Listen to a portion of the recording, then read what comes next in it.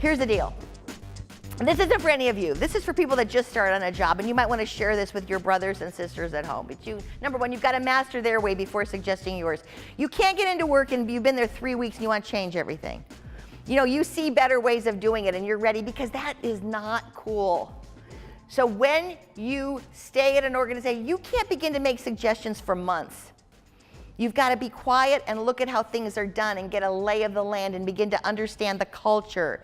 You've got to begin to understand the processes and how we communicate ideas and how we make changes. Because if you come in and try to make changes right off the bat, you're going to irritate Gen X right off the bat and the baby boomers. So you've got to begin to understand how you can be. Number two, you've got to be a sponge.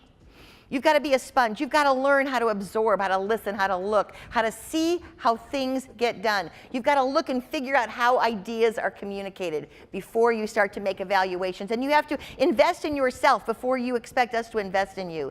And what does that mean? That means learning products, understanding them, doing your homework at night, maybe volunteering to help with a conference, maybe giving a presentation. You've got to begin to step out of what's expected and do some things that are not expected in order to grow. If I see that you're investing time in you, I'm going to invest time in you. But if I don't see that, probably you're not going to get my time. So it's a two-way street. So we have to begin to look at our career and say, where can I give if I'm expecting things back? And you've got to be committed to your career, and you have to be a strong ambassador of the brand. If you've got smart friends out there that you think would do well here, you've got to talk the company up and you've got to be an ambassador of the brand, okay?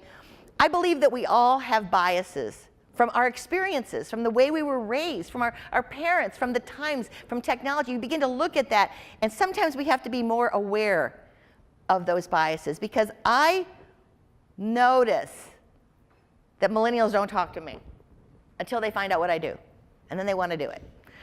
So I'm on a lot of airplanes and I don't get that eye contact. I don't get it. So it's a two-way street where we all have biases.